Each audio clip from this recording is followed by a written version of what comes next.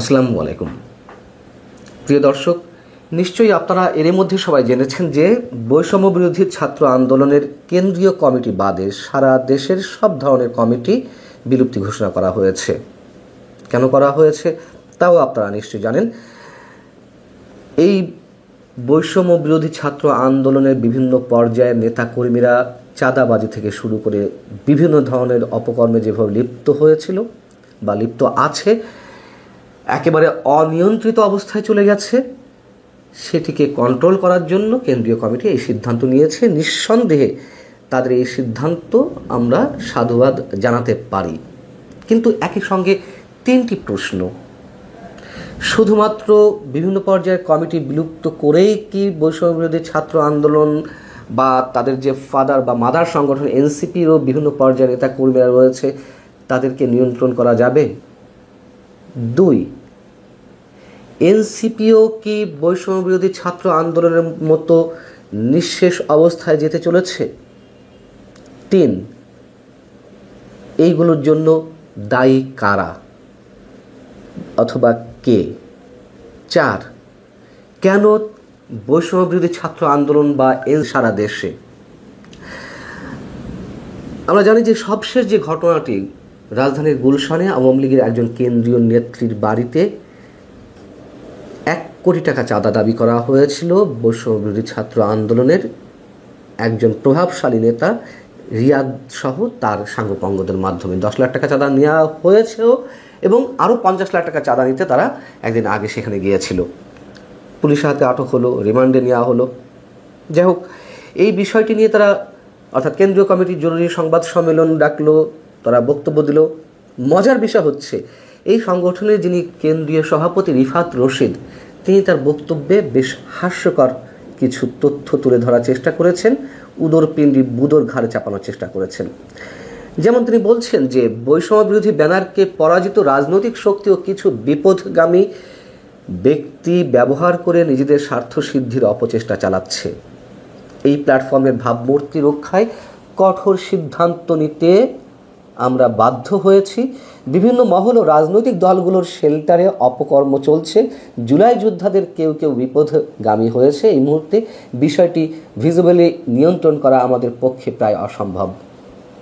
স্বীকার করে নিয়েছে নিয়ন্ত্রণ করা অসম্ভব, এর জন্য সাধুবাদ। কিন্তু এর আগে তারা কি বলল? পরাজিত শক্তি মানে কি? আওয়ামী লীগ। আওয়ামী লীগ কী করছে? তারা গিয়ে উস্কানি দিচ্ছে যে চাঁদাবাজি করো, দখলবাজি করো। আর চাঁদাবাজি করো, দখলবাজি করো বললেই তারা চাঁদাবাজি দখলবাজিতে নেমে পড়বে। একেবারে মানে ছেলেমি কথাবার্তা। এগুলো বলে সাধারণ মানুষের কোনো ধরনের আস্থা তারা অর্জন করতে পারবে না, কখনো পারার কথাও নয়।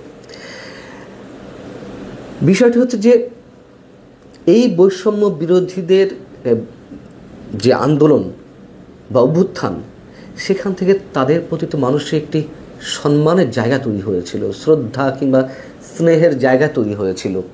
কিন্তু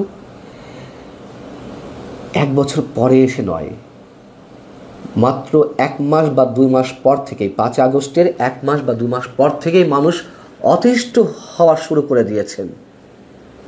ক্ষমতা প্রদর্শন, চাঁদাবাজি, দখল না, যাতে এই বৈষম্য বিরোধী কিংবা জাতীয় গণতান্ত্রিক সংসদ না কি আর একটা তারা তৈরি করেছে, অথবা তাদের যে মাদার বা ফাদার সংগঠন এনসিপির নেতাকর্মীরা, অনেকেই জড়িত, কিন্তু কাজের কাজ তারা কিছুই করেনি।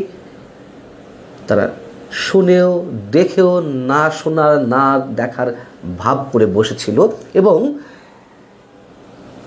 এমনকি এই অপকর্মে যারা জড়িত তাদের কেউ কেউ আবার টর্চার সেলও তৈরি করেছিল চাঁদার দাবিতে।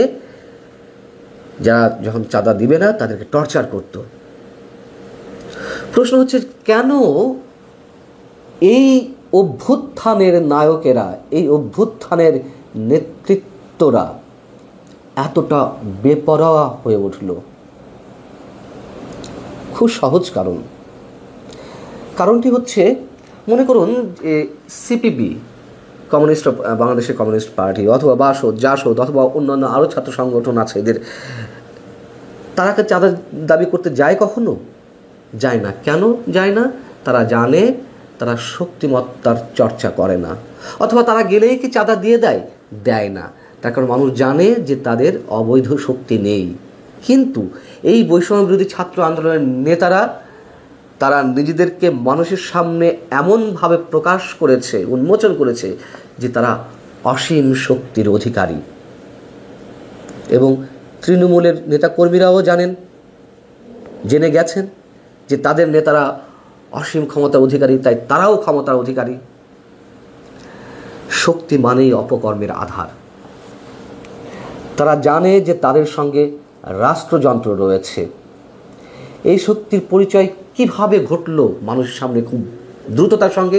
এমনি জানতো যে অভ্যুত্থানে তারা নেতৃত্ব দিয়েছে, তারপর থেকে তাদের প্রতি একটা ভয় ভীতি কেন মানুষের সৃষ্টি হলো? মব ভায়োলেন্সের মাধ্যমে। তারা সব ধরনের মব ভায়োলেন্সের নেতৃত্ব দিয়েছে। বিভিন্ন রাজনৈতিক দলের কার্যালয়ে জ্বালিয়ে পুড়িয়ে দিয়েছে, ভাঙচুর করেছে, বুলডোজার দিয়ে 32 নম্বর থেকে শুরু করে সারা দেশে আওয়ামী লীগের নেতাকর্মীদের বাড়িঘর জ্বালিয়ে দিয়েছে, ভেঙে গুড়িয়ে দিয়েছে। মব হামলার পর যারা আটক হয়েছে কোনো কোনো ক্ষেত্রে তাদেরকে আবার পুলিশের কাছ থেকে ছিনিয়ে আনা হয়েছে। যারা চাঁদাবাজি করতে গিয়ে আটক হয়েছে তাদেরকে ছিনিয়ে আনা হয়েছে। মুক্তিযুদ্ধের মতো আমাদের যে অস্তিত্বের জায়গাটি, সেটিকেও তারা চ্যালেঞ্জ করেছে। গণমাধ্যমের উপর হামলে পড়েছে, সাংবাদিকদের কলম ভেঙে দেওয়ার হুমকি দিয়েছে এনসিপির নেতারা। সিনিয়র রাজনীতিবিদদের সম্মান না করা, এমনভাবে কথা বলা যে তারাই সর্বে সর্বা। সরকারে তাদের প্রতিনিধি রয়েছে, এখনো পর্যন্ত দুইজন উপদেষ্টা রয়েছে। সেই দুইজন উপদেষ্টার সব ধরনের বিতর্কিত কর্মকাণ্ডকে আবার সাফাই দিয়ে যাচ্ছেন প্রধান উপদেষ্টা থেকে শুরু করে, প্রধান উপদেষ্টা প্রেস সেক্রেটারি থেকে শুরু করে সরকারের অন্যান্য উপদেষ্টা। এনসিপির নেতাকর্মীরা এটাও তাদের নেতাকর্মীদের সামনে তুলে ধরেছে যে তাদের কাছে অঢেল অস্ত্রের সম্ভার রয়েছে। এবং তারা এখন বিভিন্ন জায়গায় সভা সমাবেশ করে রাষ্ট্রীয় বিভিন্ন বাহিনীর প্রোটোকল নিয়ে।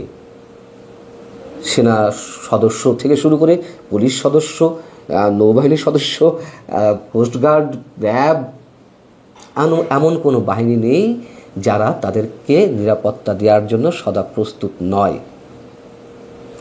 এবং এই যে তারা পুলিশি প্রহরায় বা সেনা সদস্যদের প্রহরায় সমাবেশ করছে গোপালগঞ্জের ঘটনার পরে, তা কিন্তু নয়। তারা আরও অনেক আগে থেকেই 5 আগস্টের পর থেকে যখনও পর্যন্ত এনসিপি গঠন হয়নি, তারা বিভিন্ন জায়গায় যাচ্ছিল গণসংযোগের জন্য, রাজনৈতিক দল করার একটি প্রস্তুতির জায়গা থেকে। সেখানেও তারা এই ধরনের পাহারা পেয়েছে। এবং 5 আগস্টের পরবর্তী বাংলাদেশে তারা প্রমাণ করেছে যে তারাই সর্বে সর্বা, তারা যা বলে তাই হয়। যে কোনো দাবি আদায়ে তাদের বিন্দুমাত্র সময় লাগে না। এবার প্রশ্ন হচ্ছে, এনসিপির অবস্থাও কি বৈষম্যবিরোধী ছাত্র আন্দোলনের মতো হবে? আমি অনেকটা নিশ্চিত। এটা ইতিহাস বলে, পৃথিবীর বুকে অতি দানবীয়, অতি বিরাটকায় ডাইনোসরও কিন্তু খুব বেশি দিন টিকে থাকতে পারেনি। এইসব ক্ষমতার প্রদর্শন যারা করেন অতি অল্প সময়ের জন্য, মানে অতি অল্প সময়ের মধ্যে যারা শক্তিমত্তার পরিচয় তুলে ধরে ব্যাপকভাবে, অতি অল্প সময়ের মধ্যেও তারা আবার বিলুপ্তির মধ্যে চলে যায়। প্রশ্ন হচ্ছে, দায়ী তাহলে কারা? 1 নম্বর দায়ী ব্যক্তি হচ্ছেন বর্তমান সরকারের প্রধান উপদেষ্টা ডক্টর মোহাম্মদ ইউনূস। তিনি এই ছাত্রদেরকে তার ক্যাডার বাহিনী হিসেবে ব্যবহার করতে চেয়েছেন এবং তিনি এই ছাত্রদেরকে অভিহিত করেছেন তার নিয়োগকর্তা হিসেবে। জনমানুষের প্রতিনিধিত্ব বা জনমানুষের প্রতিনিধি হয়ে তিনি সরকারে বসেননি, এটি তিনি নিজেই জানিয়েছেন। তার নিয়োগকর্তা ছাত্ররা। সেখান থেকে ছাত্ররা নিজেদেরকে অসীম ক্ষমতার অধিকারী মনে করতে শুরু করলো আরও এক দফায়। এবং 2 নম্বর হচ্ছে, এই ছাত্রদের যে বিপদগামী করে তোলা হচ্ছে তার জন্য দায়ী হচ্ছে ফ্রান্সের মতন কিছু বিদেশি রাষ্ট্র থেকে যারা ওহী নাজিল করছেন নিজেদেরকে ডিপ স্টেটের খেলোয়াড় হিসেবে। এই ছাত্র থেকে শুরু করে সরকারের বিভিন্ন পর্যায়ের উপরে তাদের নানান ধরনের নির্দেশ, অনুরোধ, উপদেশ, পরামর্শ, হুকুম যাই বলে না কেন তারা দিয়ে আসছে, এবং সরকার এবং এই ছাত্ররা মন্ত্রমুগ্ধের মতো সেই নির্দেশগুলো পালন করছে দেশ ধ্বংসের খেলায়। আমরা এমনটি চাইনি। বারবার বলি, এই বৈষম্য বিরোধীদের চোখেই এদেশের মানুষের বিশাল একটি অংশ স্বপ্ন দেখতে চেয়েছিল।